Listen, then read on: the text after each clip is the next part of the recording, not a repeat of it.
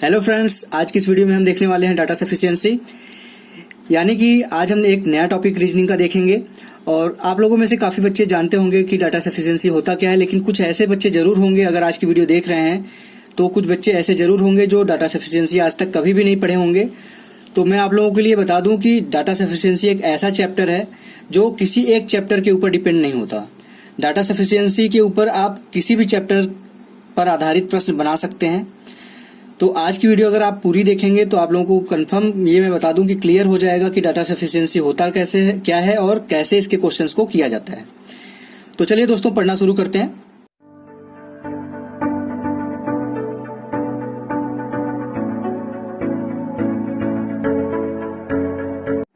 Hello friends, मेरा नाम है रोशन और आप सभी का आपके अपने यूट्यूब चैनल रोशन की क्लास में एक बार फिर से बहुत बहुत स्वागत है।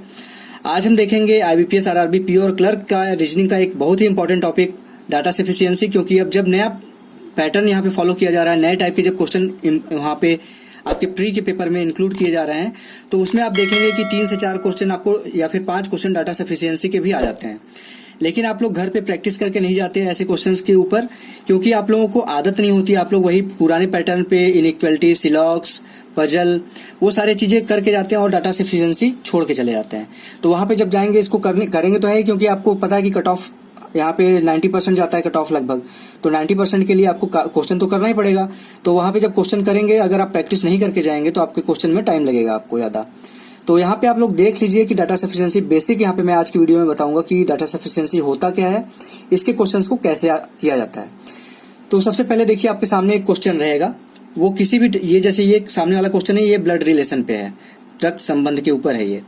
तो एक चीज यहाँ पे आप ध्यान दीजिएगा कि मैंने स्टार्टिंग में बोला कि डाटा सफिशिएंसी किसी एक चैप्टर पे डिपेंड नहीं करता। यानी कि इसके अंदर कोई भी ब्लड रिलेशन हो गया आपका, या फिर आपको दे देंगे रैंकिंग से दे देंगे, या फिर डायरेक्शन से दे देंगे, किसी चीज से भी आपके रीजनिंग में जितने भी टॉपिक हैं या फिर रियल लाइफ में जितने भी चीजें बन सकती है क्वेश्चन के रूप में, वो क्वेश्चन यहाँ पे बना के दे सकते हैं।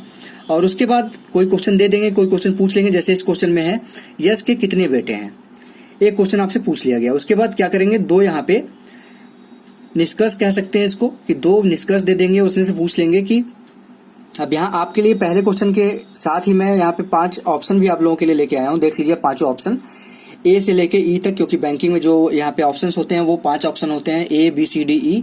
तो यहाँ पे जब ए वाला आपका आंसर सही होगा, मतलब कि जो यहाँ पे 2 आपके निष्कर्ष दिए गए थे, पहला और दूसरा, अगर यश के कितने बेटे हैं यहाँ पे निकालने के लिए पूछ रहा है, और पहला वाला जो यहाँ पे निष्कर्ष है उसी से आपका पता चल जाएगा कि यश के कितने बेटे हैं, तो आपका, और दूसरे वाले से आपका नहीं पता चलेगा कि यश के कितने बेटे हैं, तो आपका ऑप्शन नंबर यहाँ पे जो है ए, वो सही हो जाएगा। ऑप्शन नंबर ए पढ़ के आपको मैं बता देता हूँ, इसमें थोड़ा सा टाइम लगेगा, लेकिन इसके बाद जब बाकी के क्वेश्चन करेंगे तो उसमें मैं आपको ऑप्शन नहीं दिखाऊंगा, कैसे क्वेश्चंस को करते हैं, बस वही दिखाऊंगा। तो इस क्वेश्चन को ध्यान से देख लीजिए, क्योंकि यही क्वेश्चन देखने के बाद आपको सारी चीजें कंफर्म हो जाएंगी। देख लीजिए, पहला ऑप्शन यहाँ पे जब सही होगा, यदि केवल कथन 1 दिए गए आंकड़े, मतलब कथन 1 में जो दिए गए आंकड़े हैं इस प्रश्न का उत्तर देने के लिए पर्याप्त हैं। यानी कि जो यहाँ पे निष्कर्ष, जो पहला वाला निष्कर्ष दिया गया था, उसी को पढ़ के आप क्वेश्चन का आंसर बताने में समर्थ हैं, तो पहला और दूसरा जो है यहाँ पे दूसरा कथन है, उसके अंदर जो दिए गए आंकड़े हैं वो पर्याप्त नहीं है क्वेश्चन का आंसर देने के लिए, तो हमारा ऑप्शन नंबर ए हो जाएगा।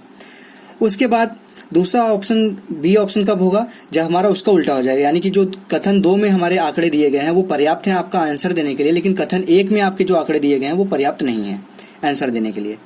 उसके बाद सी कब होगा, यदि जो कथन 1 में दिया गया आंकड़ा है वो भी पर्याप्त है क्वेश्चन का आंसर देने के लिए अकेले। उसके बाद कथन जो 2 में दिए गए आंकड़े हैं वो भी पर्याप्त हैं क्वेश्चन का आंसर देने के लिए अकेले, तो आपका सी ऑप्शन सही होगा। और डी ऑप्शन कब सही होगा, जब आपके पहला कथन, जो कथन दिया गया है और दूसरा कथन दिया गया है, दोनों हमारा मिलाकर भी क्वेश्चन का आंसर देने में पर्याप्त नहीं है, तो हमारा ऑप्शन नंबर डी सही होगा। और उसके बाद ई वाला ऑप्शन कब सही होगा, जब हमारा कथन 1 और कथन 2 दोनों मिला के हमारा आंसर देने के लिए पर्याप्त होंगे आंकड़े, तब हमारा ऑप्शन नंबर डी सही होगा। तो आशा करता हूँ आपको सारे ऑप्शन समझ में आ गए होंगे। जो पहली बार वीडियो देख रहे होंगे, डाटा सफिशिएंसी का क्वेश्चन पहली बार पढ़ रहे होंगे, उनको समझ में आ गया होगा कि अब क्वेश्चन को कैसे करेंगे और क्वेश्चन का आंसर क्या आएगा, तो हम कौन सा ऑप्शन लगाएंगे। ठीक, अब इस क्वेश्चन को करने की कोशिश करते हैं। देख लीजिए, यहाँ पे प्रश्न है, यश के कितने बेटे हैं। उसके बाद क्वेश्चन में जो पहला कथन दिया गया था उसको हम पहले फिगर के, जैसे ब्लड रिलेशन का क्वेश्चन सॉल्व करते हैं उस तरीके से यहाँ पे उसका फिगर बनाते हैं। तो अब क्वेश्चन को नोट कर लीजिएगा, दोनों यहाँ पे कथन जो दिए गए हैं, पहला और दूसरा कथन, उसको नोट कर लीजिएगा। मैं इसको ऊपर करूंगा तो दिखेगा नहीं, क्योंकि नीचे मैं आपको यहाँ पे बना के दिखाऊंगा कि कैसे यहाँ पे ब्लड रिलेशन का जो कंडीशन होता है उसको कैसे अप्लाई करते हैं।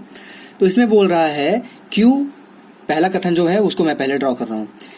पहला है यहाँ पे कथन कि क्यू और वी यू के भाई हैं, यानी कि जो क्यू है और वी वो यू के भाई हैं, यानी कि दोनों भाई के लिए मैं प्लस यहाँ पे लगा दे रहा हूँ। ठीक, उसके बाद इसके आगे बोल रहा है उसी कथन में टी एच और वी की बहन है, यानी कि टी जो है अब वी की भी बहन है, यानी कि इसी लाइन में आएगा। जो टी है वो एच और वी की बहन है, यानी कि बहन मतलब टी के बारे में बता रहा है कि टी जो है वो वी और एच की बहन है। ठीक, तो इसमें हमको इस कथन से हमको कौन कौन सा किसका किसका जेंडर नहीं पता चला, यू का और एच का, हमको इनका लिंग नहीं पता चला पहले वाले कथन से, यानी कि हमारे पहले वाला कथन जो है वो पर्याप्त नहीं है इस क्वेश्चन का आंसर देने के लिए। अब इसके बाद दूसरा यहाँ पे कथन हम बनाते हैं। दूसरा क्या बोल रहा है, टी और यू यश की पत्नी की बेटियां हैं। ठीक, टी और यू यश की पत्नी की बेटियां हैं, यानी कि ये दोनों बेटियां हैं तो माइनस हो जाएगा। ठीक, यश की पत्नी की, यानी कि यश की पत्नी हो जाएगी, कोई भी यश की पत्नी हो जाए उसको मैंने माइनस रख दिया, यश मतलब उसका हस्बैंड है तो वो प्लस हो जाएगा। ठीक है, उसके बाद बोल रहा है यश की पत्नी के टी और यू एकमात्र बच्चे नहीं है। जो यश की पत्नी है उसके टी और यू, सिर्फ टी और यू बच्चे नहीं है, उसके और भी बच्चे हैं। ठीक, तो ये भी हमारा यहाँ पे और बच्चे हो सकते हैं बोल रहा है, लेकिन कौन कौन से बच्चे हैं ये नहीं दिया गया है। तो हमारा जो दूसरा कथन है ये भी पर्याप्त नहीं है और पहला कथन भी पर्याप्त नहीं था। लेकिन ऐसा भी चेक करिए कि क्या ये दोनों कथन मिला के हमारा हो सकता है आंसर देने में पर्याप्त हो। तो यहाँ पे यश और यश की वाइफ है और वो यू की माँ है, यानी कि यू की माँ है ये और ये यश है उसका हस्बैंड, और यू क्या है, लड़की है, और टी लड़की, जो ऑलरेडी हमको पता है कि टी लड़की है। लेकिन दोनों कथन मिलाने के बाद क्या हमको पता चल रहा है कि यश के कितने बच्चे हैं, मतलब कितने पुत्र हैं। बच्चे तो पता चल गया कि 5 बच्चे हैं यहाँ पे, इसके मतलब चिल्ड्रंस है उसके जो 5 हैं, Q V U T H. लेकिन क्या ये बता सकते हैं आप कि यश के कितने पुत्र हैं। क्यू पुत्र है उसका 1, वी पुत्र है 2, यू पुत्री है, टी पुत्री है। लेकिन यच के बारे में क्या हमको पता चला कि यच का जेंडर क्या है, यच का लिंग क्या है। यच का लिंग नहीं पता चला हमको, तो ये नहीं बता सकते कि ये लड़का है या लड़की है। जब इसका लिंग नहीं बता सकते तो हम ये नहीं कह सकते कंफर्म कि यश के कितने पुत्र हैं, क्योंकि यहाँ पे 2 पुत्र तो दिख रहे हैं। अगर यच पुत्र हो जाएगा तो 3 पुत्र हो जाएंगे, लेकिन यच पुत्री हो जाएगा तो सिर्फ 2 पुत्र यहाँ पे पुत्र रहेंगे। यानी कि जो हमारा कथन 1 है और कथन 2 है, दोनों मिला के हमारा इस क्वेश्चन का आंसर देने के लिए पर्याप्त नहीं है। तो जब दोनों कथन मिला के पर्याप्त नहीं है तो इस क्वेश्चन का आंसर कौन सा हो जाएगा, डी ऑप्शन हमारा सही हो जाएगा। यदि दोनों कथन 1 और 2 में दिए गए आंकड़े एक साथ इस प्रश्न का उत्तर देने के लिए पर्याप्त नहीं है, तो डी ऑप्शन हमारा सही हो जाएगा। आशा करता हूं दोस्तों आपको डाटा सफिशिएंसी का अब इस क्वेश्चन को करने के बाद फंडा क्लियर हो गया होगा, इसका बेसिक कॉन्सेप्ट क्लियर हो गया होगा कि कैसे इस क्वेश्चन को करते हैं और कैसे इस क्वेश्चन का आंसर लगाते हैं। क्योंकि करना अलग बात है, इसका आंसर लगाने में बच्चों को काफी कंफ्यूजन होता है। तो ये था पहला क्वेश्चन दोस्तों। अब मैं आप लोगों को ऑप्शन नहीं दिखाऊंगा, मैं सिर्फ क्वेश्चन सॉल्व करूंगा और वहीं पे बताऊंगा कि कौन सा ऑप्शन आपका होगा। तो चलिए दोस्तों देखते हैं दूसरा प्रश्न। अब फ्रेंड्स देखिएगा यहाँ पे दूसरा क्वेश्चन है। अब देखिए पहला क्वेश्चन आपका ब्लड रिलेशन से था, ठीक। अब यहाँ पे दूसरा क्वेश्चन जो है वो आपका एक तरीके से कह दीजिए कि ऑर्डरिंग पे है कि कौन सा पहले नंबर पे है कौन सा दूसरे नंबर पे है। तो इसीलिए यहाँ पे मैं बोलता हूँ कि आपका जो डाटा सफिशिएंसी है वो किसी एक चैप्टर पे बिलोंग नहीं करता, इसलिए इसकी इंपॉर्टेंस ज्यादा होती है। ये ज्यादातर पहले मेंस में आता था, लेकिन अब क्वेश्चन को थोड़ा सा प्री के लेवल के क्वेश्चन पेपर्स को थोड़ा सा टफ करने के लिए और उसकी थोड़ा सा वेराइटी बढ़ाने के लिए अब इसके क्वेश्चंस को प्री में भी डाल दिया जाता है, खासतौर से IBPS RRB और पीओ के एग्जाम में। अब इस क्वेश्चन को जल्दी से सॉल्व करते हैं। यहाँ पे देखिए पहला एक क्वेश्चन पूछेगा आपसे, जैसे पहले क्वेश्चन में पूछा था उसी तरीके से दूसरे क्वेश्चन में भी एक पहला इसमें एक क्वेश्चन पूछेगा, उसके बाद 2 यहाँ पे कथन देगा। दोनों कथन में आपको चेक करना होगा किससे आपको आंसर मिलता है। अब यहाँ पे बोल रहा है 6 दोस्त हैं, सारा, टेरेसा, मोनू, पिया, लूना और परी के बीच सबसे प्रभावशाली, यानी कि सबसे आपको प्रभावशाली विद्यार्थी बताना है कौन है। 6 दोस्तों में से सबसे प्रभावशाली विद्यार्थी कौन है, ये पता चल गया कि क्वेश्चन क्या है। अब पहला कथन यहाँ पे देखते हैं। पहला कथन बोल रहा है, जैसे कथन पढ़ेंगे हम उसको ड्रॉ करना शुरू करेंगे। सारा पिया और मोनू से अधिक प्रभावशाली है, यानी कि सारा जो है, सारा ये ग्रेटर देन है, अधिक प्रभावशाली यानी कि ग्रेटर देन लगा देंगे इस तरीके से साइन। ये किससे किससे, पिया से, और यहाँ सारा लिख नहीं रहा हूं, समझ लीजिएगा कि सारा के ही बराबर सामने ये सारा बड़ी है, मोनू से अधिक प्रभावशाली है, ठीक। उसके बाद बोल रहा है उसी कथन में, लेकिन टेरेसा के जितनी प्रभावशाली नहीं है। यानी कि जो सारा है पिया और मोनू से तो प्रभावशाली है, लेकिन उतनी प्रभावशाली नहीं है जितनी टेरेसा है। यानी कि टेरेसा इससे भी ज्यादा प्रभावशाली है। ठीक, समझने की कोशिश करिएगा जो क्वेश्चन दिया गया है उसमें उसके वर्डों को क्या कहने की कोशिश कर रहा है। तो ये हो गया आपका पहला कथन, ड्रॉ हो गया, पहला कथन खत्म हो गया। तो क्या इससे बता सकते हैं कि सबसे ज्यादा प्रभावशाली कौन है? यहाँ पे तो टेरेसा सबसे ज्यादा प्रभावशाली है, लेकिन यहाँ पे 6 दोस्त नहीं हुए, यहाँ पे सिर्फ 4 दोस्त ही हैं, टेरेसा, सारा, पिया और मोनू। 2 बच्चे और बचे हैं यहाँ पे। तो अब दूसरा कथन चेक करते हैं। दूसरा कथन बोल रहा है यहाँ पे, परी लूना की तुलना में अधिक प्रभावशाली है। यानी कि परी जो है वो लूना से प्रभावशाली है, लेकिन टेरेसा के जितनी प्रभावशाली नहीं है। वही फिर पहले कथन की तरह कि परी लूना से तो प्रभावशाली है, लेकिन टेरेसा जितनी प्रभावशाली नहीं है। यानी कि टेरेसा इससे ज्यादा प्रभावशाली होगी। ठीक, अब देखिए यहाँ पे, अब दूसरा कथन ये हो गया, दूसरे कथन से हमने ये बना लिया। अब देखिए यहाँ पे भी हमको नहीं पता चला कि कौन सबसे ज्यादा प्रभावशाली, बस ये हम बता सकते हैं कि इस कंडीशन में भी टेरेसा सबसे ज्यादा प्रभावशाली है और पहले वाली कंडीशन में भी टेरेसा सबसे ज्यादा प्रभावशाली थी। अब देखिए क्या दोनों कंडीशन मिलाने के बाद हमारा ये पता चल रहा है कि टेरेसा सबसे ज्यादा प्रभावशाली है। अब देखिए टेरेसा यहाँ पे सारा, पिया और मोनू से प्रभावशाली थी। यानी कि 3 बच्चों से यहाँ पे प्रभावशाली थी, और उसके बाद परी से भी प्रभावशाली है और लूना से भी प्रभावशाली है। यानी कि यहाँ पे 1 2 3 4 5 टेरेसा जो है वो 5 बच्चों से प्रभावशाली है। यानी कि सबसे ज्यादा प्रभावशाली हम बता सकते हैं दोनों कंडीशन को मिलाने के बाद कि टेरेसा सबसे ज्यादा प्रभावशाली है। ठीक, आशा करता हूं आपको समझ में आ गया होगा ये क्वेश्चन। और इस क्वेश्चन का आंसर क्या हो जाएगा कि दोनों कथन मिला के हमारा क्वेश्चन का आंसर देना पर्याप्त है। मतलब दोनों कथन मिलाने के बाद हमारा क्वेश्चन का आंसर हम दे सकते हैं। यानी कि कौन सा ऑप्शन हमारा सही हो जाएगा? 5वां ऑप्शन, ई ऑप्शन। ठीक, वहां पे प्रश्न के हिसाब से आपको ऑप्शन ऊपर नीचे करके दे सकता है, इसलिए मैं यहाँ पे कोई फिक्स नहीं रख रहा हूँ। जो मैंने पहले क्वेश्चन में ऑप्शन बताए थे उसके अनुसार इस क्वेश्चन का आंसर हो जाएगा ई। मतलब कि दोनों कंडीशन मिला के, दोनों कथन मिला के हम क्वेश्चन का आंसर दे सकते हैं। तो दोस्तों ये था दूसरा क्वेश्चन। अब देखते हैं थर्ड क्वेश्चन। तीसरा क्वेश्चन देखिए दोस्तों, यहाँ पे आप, पहला क्वेश्चन था आपका ब्लड रिलेशन से, दूसरा क्वेश्चन था आपका ऑर्डरिंग से, और यहाँ पे तीसरा क्वेश्चन किससे है? कोडिंग डिकोडिंग से है। तो यहाँ पे आप देखिएगा कि जो चारों क्वेश्चन मैंने लिए हैं अलग अलग टाइप के लिए हैं, और इस क्वेश्चन में अभी आपको जब करेंगे तो आपको कोडिंग डिकोडिंग का भी फंडा क्लियर होगा। पहले क्वेश्चन में मैंने आपका ब्लड रिलेशन का भी क्लियर कर दिया कि ब्लड रिलेशन के क्वेश्चन कैसे सॉल्व करते हैं। दूसरे क्वेश्चन में मैंने आपका क्लियर किया कि ऑर्डर या रैंकिंग के क्वेश्चन आए तो कैसे सॉल्व करते हैं। अब तीसरे क्वेश्चन में आप देखेंगे कि कोडिंग डिकोडिंग अगर आपके पेपर में आता है डाटा सफिशिएंसी से अलग, तो भी आप इस क्वेश्चन को अगर आप देखते हैं तो कोडिंग डिकोडिंग के क्वेश्चन भी सॉल्व कर सकते हैं आप। अगर अभी तक आपको बेसिक नहीं क्लियर है कोडिंग डिकोडिंग का भी, तो इस क्वेश्चन को देखने के बाद कोडिंग डिकोडिंग का भी फंडा क्लियर हो जाएगा। तो चलिए देर न करते हुए देखते हैं सबसे जल्दी इस प्रश्न में क्वेश्चन क्या बोल रहा है। तो सबसे पहले क्वेश्चन यहाँ पे पूछा गया है, कोड भाषा में RIQ का अर्थ क्या है? यानी कि आपको बताना है, जो क्वेश्चन में यहाँ पे कोड भाषा दिया गया है उसमें RIQ का मतलब क्या होगा। तो सबसे पहले हम कथन 1 चेक करते हैं। कथन 1 में क्या दिया गया है? तो कथन 1 में देखिए लिखा गया है यहाँ पे सबसे पहले RUQ। यहाँ पे जो ये चीज लिखा गया है RUQ, PAQ, RIQ, DAQ। ठीक, तो यहाँ पे हमको RIQ यहाँ पे दिख रहा है, इसी का कोड हमको पूछा है। अब हम ये पढ़ के तो ये नहीं बता सकते कि UR, इसका जो अर्थ है RUQ, PAQ, RIQ, DAQ, इसका यहाँ पे मीनिंग दिया गया है You are nice person। तो हम ये नहीं बता सकते ना कि RUQ का मतलब है U, PAQ का मतलब है R, ये नहीं कह सकते, ये आगे पीछे करके दिया जाता है। तो यहाँ पे RIQ का हम You are nice person में हम नहीं बता सकते कि इसका कोड क्या है। अब इसी में आगे दिया गया है ZOQ, YEQ, ROQ और RIQ। देखिए यहाँ पे भी RIQ मिल रहा है आपको। अब जब एक ही कथन में 2 बार RIQ मिला तो उसके जो यहाँ पे मीनिंग दिए होंगे दोनों कथनों के सामने, वो भी 2 बार आए होंगे। अब यहाँ पे एक चीज चेक करना होता है कि RUQ, PAQ और DAQ क्या इस दूसरे वाले कंडीशन में दिया गया है? तो RUQ नहीं दिया गया है, PAQ नहीं दिया गया है, DAQ नहीं दिया गया है। तो सिर्फ कॉमन क्या है? RIQ, और यहाँ पे भी RIQ कॉमन है। यानी कि जो ये कॉमन है उसका अर्थ भी यहाँ पे जब दिया गया है, किसी कोड भाषा में लिखा गया, तो अर्थ भी दोनों में आया होगा।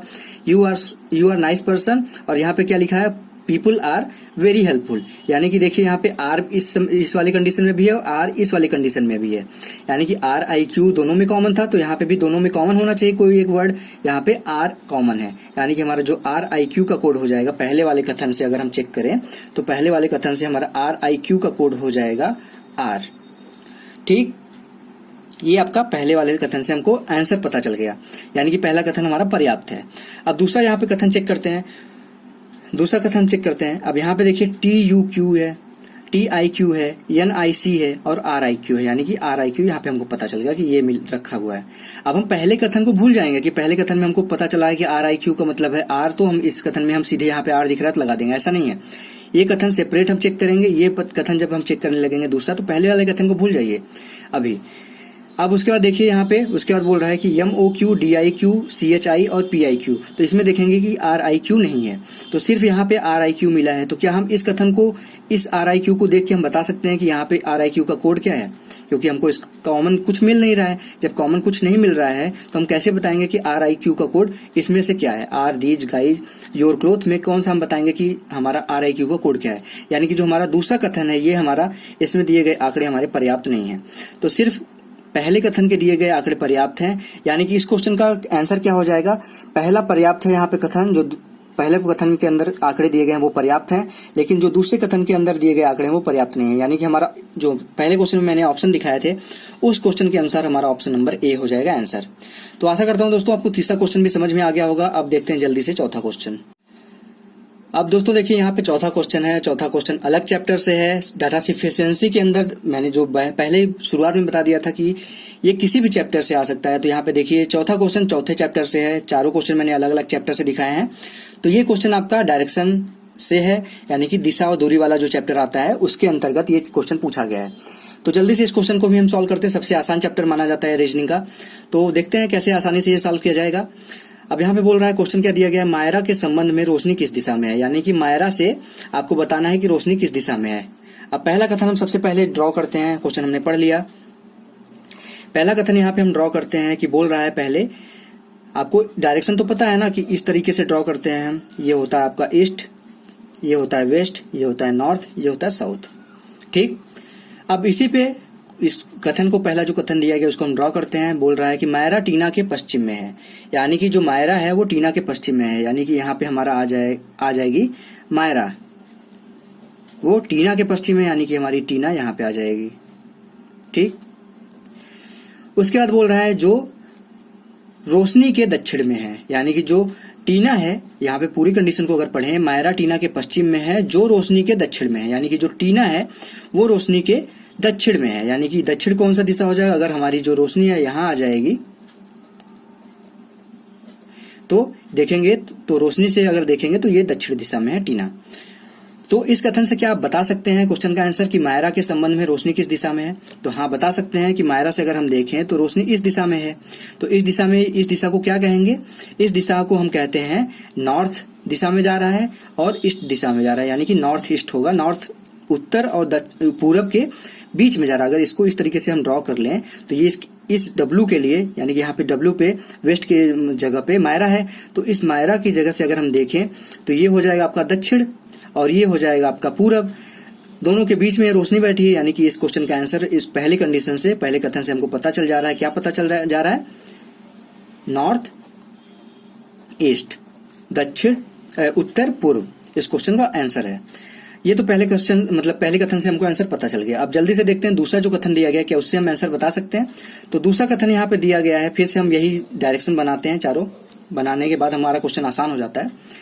दूसरा कथन बोल रहा है मायरा सुलेखा के दक्षिण में है, यानी कि जो मायरा है, यहाँ पे मायरा है, क्योंकि दक्षिण में बोल रहा है, साउथ यही होता है, ये नॉर्थ होता है, ये ईस्ट होता है, ये वेस्ट होता है। बोल रहा है दूसरा कथन कि मायरा जो है वो सुलेखा के दक्षिण में, यानी कि सुलेखा यहाँ पे आ जाएगी। ठीक, सुलेखा के दक्षिण में मायरा है। जो रोशनी के पश्चिम में है, जो सुलेखा है वो रोशनी के पश्चिम में है, यानी कि रोशनी यहाँ पे आएगी, तभी तो रोशनी के पश्चिम में होगी सुलेखा। रोशनी की जगह से देखें तो ये पश्चिम में ही है ना, ये सुलेखा, तो ये हो जाएगा। अब यहाँ पे पूछा गया था मायरा के संबंध में रोशनी किस दिशा में है, तो फिर से यहाँ से मायरा से अगर देखें, मायरा से अगर इस तरीके से कंडीशन देखें तो ये ईस्ट है मायरा के, यहाँ पे मायरा के लिए, और ये नॉर्थ है। तो इस क्वेश्चन से भी हमको पता चल गया कि नॉर्थ ईस्ट में रोशनी है, यानी कि उत्तर पूर्व में रोशनी है मायरा से अगर देख रहे हैं तो, यानी कि हमारा इस क्वेश्चन का आंसर क्या हो जाएगा। हम पहले कथन से भी हम आंसर निकाल पा रहे हैं, दूसरे कथन से भी आंसर निकाल पा रहे हैं। यानी कि इस क्वेश्चन के मतलब जो मैंने पहले क्वेश्चन में दिखाया था आपको ऑप्शन, उसके अनुसार हमारा ऑप्शन नंबर सी हो जाएगा। यानी कि हमारा पहला भी पर्याप्त है और दूसरा भी पर्याप्त है। तो आशा करता हूं दोस्तों आज के लिए बस इतना ही। डाटा सफिशिएंसी में मैंने आप लोगों को बेसिक बताने के लिए इस वीडियो को बनाया। तो 4 क्वेश्चन आपके लिए काफी है आज के लिए। अगर आप चारों क्वेश्चन यहाँ पे ध्यान से देखे होंगे तो आशा करता हूँ आपको डाटा सफिशिएंसी में कभी भी कोई दिक्कत नहीं होगा। और डाटा सफिशिएंसी में एक चीज और ध्यान दीजिएगा कि जितना अच्छे से आपका टॉपिक क्लियर होगा, जैसे अगर आपका डायरेक्शन डिस्टेंस ही नहीं क्लियर है, रैंकिंग ही नहीं क्लियर है, जैसे आज के क्वेश्चन मैंने ब्लड रिलेशन बताया वही नहीं क्लियर है, तो आप डाटा सफिशिएंसी क्वेश्चन कैसे कर पाएंगे। और डाटा सफिशिएंसी आपका रीजनिंग में भी आता है और डाटा सफिशिएंसी आपका मैथ में भी आता है। ठीक, तो इसलिए ये चैप्टर अच्छे से पढ़िए, क्योंकि अब प्री के पेपर में भी ये क्वेश्चन आने लगे हैं, तो इसको छोड़ नहीं सकते। तो दोस्तों अगर आज के लिए इतना ही। आपको अगर आज की वीडियो देखने के बाद कुछ समझ में आया है, कुछ अच्छी चीजें आपने सीखी हैं, तो प्लीज इस वीडियो को लाइक कर दीजिएगा। और अगर अभी तक इस वीडियो को अपने दोस्तों के साथ शेयर नहीं किया है तो व्हाट्सएप पे, फेसबुक पे, कहीं पे भी जहां पे भी आप शेयर कर सकते हैं उनके साथ इस वीडियो के लिंक को शेयर करिए। और साथ ही साथ इस चैनल को, रोशन की क्लास यूट्यूब चैनल को, नीचे लाल कलर का सब्सक्राइब बटन होगा, उस पर क्लिक करके सब्सक्राइब कर लीजिए और साथ ही साथ बेल आइकन पे क्लिक कर लीजिए, जिससे मैं आप लोगों के लिए कोई भी वीडियो यहाँ पे अपलोड करता हूँ तो उसकी नोटिफिकेशन आप तक पहुंच जाए। तो फ्रेंड्स मिलते हैं नेक्स्ट वीडियो में, तब तक के लिए आप लोगों का बहुत बहुत धन्यवाद। जय हिंद, वंदे मातरम।